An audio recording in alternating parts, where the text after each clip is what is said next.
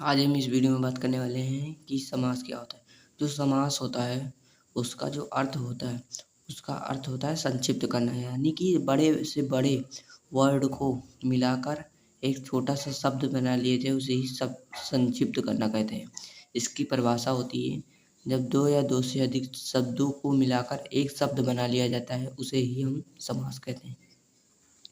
जैसे नीला है जो अंबर, यानी कि नीला है जो अंबर, ये नीला और अंबर को मिलाकर नीलांबर बन जाता है। और पिता और पुत्र दोनों को मिला दिया गया तो पिता पुत्र। पंचतंत्रों का समाहार, यानी कि पंचतंत्र, यानी कि दो या दो से अधिक शब्दों को मिलाकर एक शब्द बनाया गया है उसे ही समास कहते हैं। जो समास होता है उसके कुल 6 भेद होते हैं। द्विगु समास, कर्मधारय, बहुव्रीहि, द्वंद्व, अव्ययभाव और तत्पुरुष। यूपी बोर्ड के अनुसार जो समास होते हैं वो 4 प्रकार के हमको पढ़ने हैं। द्विगु समास पढ़ना है, कर्मधारय समास पढ़ना है, बहुव्रीहि समास पढ़ना है और द्वंद्व समास पढ़ना है। तो पहले हम बात करेंगे कर्मधारय समास के बारे में। इसमें जो इसकी जो परिभाषा है, इसमें पूर्व पद विशेषण और उत्तर पद विशेष होता है, यानी कि इसका जो पूर्व पद होगा वो विशेषण होगा और उत्तर पद विशेष होगा। काली मिर्च, यानी कि मिर्च की विशेषता बताई जा रही है कि जो मिर्च है वो काली है, यानी कि यहाँ विशेषण जो होगा काली और विशेष होगा मिर्च, यानी मिर्च की विशेषता बताई जाएगी कि मिर्च जो है काली है। इसका जब हम समास विग्रह करेंगे तो काली है जो मिर्च, यानी मिर्च जो है काली है। उसी प्रकार नील कमल, नीला है जो कमल। चंद्रमुखी, चंद्र के समान मुख वाली,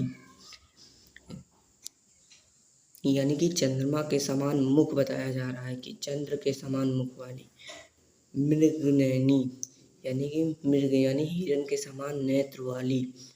अब कर्मधारय समझ में आ गया कि इसमें जो पूर्व पद होता है वो विशेषण होता है, यानी कि ये पूर्व पद हो गया, ये पूर्व पद हो गया, ये उत्तर पद हो गया। यानी कि अगर आपको दिख जाए कि काली मिर्च या नीली मिर्च, सफ़ेद मिर्च, तो मिर्च की विशेषता बताई जा रही है कि जो मिर्च है वो काली है। इसी तरह हम जान जाएंगे यह कर्मधारय है। इसमें विशेषण पता चल जाए, किसी भी चीज़ का विशेषता बताई जा रही हो, कर्मधारय। अब द्वंद्व समास के बारे में पढ़ेंगे।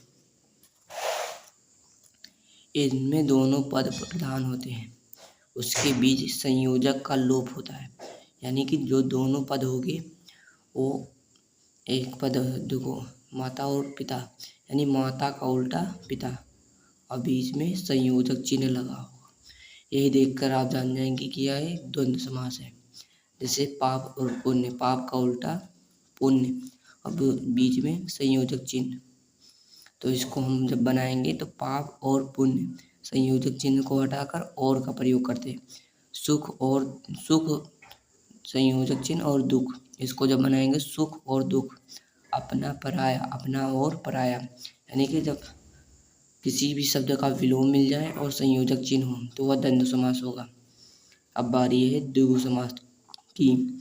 इसका पूर्व पद संख्यावाचक विशेषण और उत्तर पद संख्या का विशेष होता है। इसका क्या मतलब है, यानी कि नवरत्न, यानी कि इसमें जो पूर्व पद है वो संख्या बता रहा है और जो उत्तर पद है वो विशेष है, यानी नवरत्नों का समूह, यानी समूह कितना है, 9 रत्न है।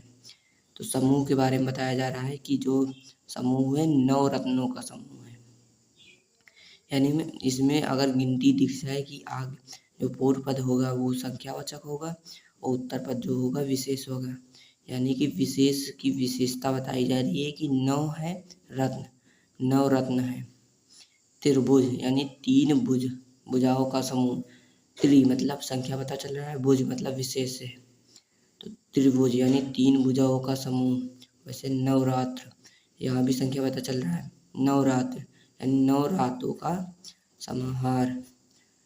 चतुर्मास, 4 महीनों का समूह। चतुर यानी संख्या पता चल रहा है, यानी कि जब संख्या पता चलेगा तो द्विगु समास हो जाएगा। अब आती है बहुव्रीहि समास की। इसमें समास में आए दोनों पद को छोड़कर किसी तीसरे पद की उदाहरणता होती है, यानी कि इसमें 2 पद तो होते हैं मगर किसी तीसरे की बात की जाती है। दशानन, इसमें भी संख्या पता चल रहा है। आनन यानी 10 है मुख जिसके अर्थात रावण, इसमें देखिए तीसरे पद की प्रधानता है, जिसे अर्थात लग गया ना रावण का। 10 है मुख जिसके रावण अर्थात रावण, यानी कि तीसरे व्यक्ति की जिसमें बात हो वो बहुव्रीहि समास हो जाएगा। उसी प्रकार नीलकंठ, नीला है जो कंठ अर्थात शिव जी। अभी अगर उस तरह देखा जाएगा नीलकंठ तो ये कर्मधारय भी हो जाएगा। नीलकंठ, नीला है जो कंठ है, लेकिन इसमें तीसरे की बात हो रही है। नीलकंठ, नीला है कंठ जिसका अर्थात शिव जी। लंबोदर, लंबा है उधर जिसका अर्थात गणेश जी। गिरिधर यानी गिरि को धारण करने वाला अर्थात श्री कृष्ण। अब हम ये चारों समास को आपको फास्ट में रिवीजन करा देते हैं। कर्मधारय यानी जिसमें किसी की विशेषता पता चले वो कर्मधार है। और ये द्वंद्व समास जिनमें संयोजक का लोभ हो और विलोम पता चले वो द्वंद्व। द्विगु जिसमें संख्या का पता चले। बहुव्रीहि जिसमें किसी तीसरे व्यक्ति की बात की जाए। अब कुछ प्रश्न कर लेते हैं। 4 राहु का समूह में समास है। 4 राहु यानी कि इसमें संख्या पता चल रहा है तो ये द्विगु समास हो जाएगा। 4 राहु यानी चौराहा। जैसे है वेद पुराण में कौन सा समास है, बीच में संयोजक का लोप है इसलिए ये द्वंद्व समास हो जाएगा। सप्तऋषि में समास है यानी 7 ऋषियों का समूह। सप्तऋषि इसमें तीसरे की बात नहीं हो रही इसलिए ये द्विगु समास, क्योंकि आगे सप्त यानी 7 की बात हो रही है यानी कि संख्या की बात हो रही है। चर और अचर में समास है। देखो चर और अचर, चर का विलोम हो जाएगा अचर और बीच में और लगा यानी कि द्वंद्व समास। भीमार्जुन में कौन सा समास है, भीमार्जुन अगर हम संधि विच्छेद करेंगे तो भीम और अर्जुन हो जाएगा इसलिए यहाँ पे द्वंद्व समास। पंच पात्र में कौन सा समास है, पंच यानी 5 की बात हो रही है, संख्या की बात हो रही है इसलिए द्विगु समास हो जाएगा।